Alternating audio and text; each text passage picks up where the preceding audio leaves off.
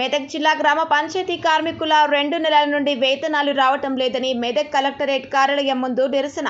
Congress party అధికారంలోకి వచ్చి 9 నెలలు అవుతున్న పంచాయతీ కార్మికులను పట్టించుకోవడం లేదని ఆందోళన చేపట్టారు. సందర్భంగా వారు కలెక్టర్ కార్యాలయానికి చేరుకొని అడిషనల్ కలెక్టర్ వెంకటేశ్వర్లకు వినతి పత్రం సమర్పించినారు.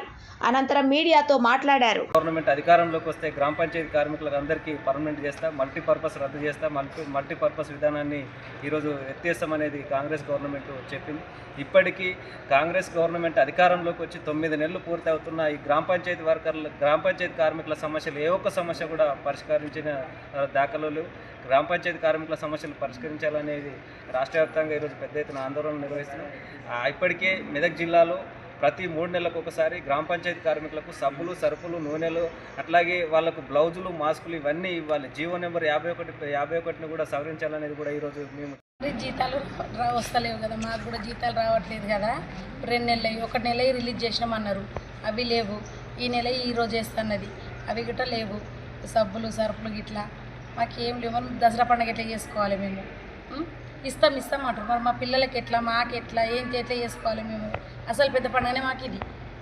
ఇస్తాం, ఈరోజు వస్తాయి, రేపు వస్తాయి, మాకు వస్తాయి అంటే మేము ఏడికెళ్ళి తెచ్చుకోవాలి? రెగ్యులర్గా మీరే చేస్తారు అంటారు. ఎవరి దగ్గర అడుగుదామన్నా మీరే పని చేస్తారు కదా అని అంటారు మమ్మల్ని.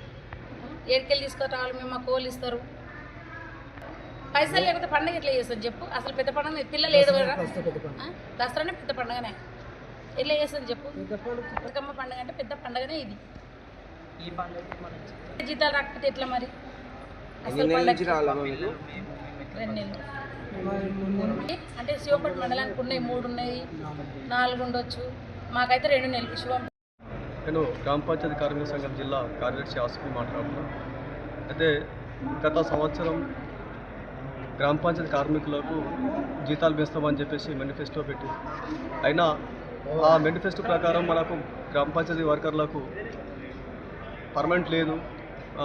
51 జీవో నంబర్ తీసేస్తామన్నారు, 61 జీవో తీసుకొస్తామన్నారు. ఆ జీవో లేదు, ఈ జీవో లేదు, ఏది లేదు. మన మెదక్ జిల్లాలో ఇప్పటికీ వర్కర్లు చాలామంది చనిపోయారు.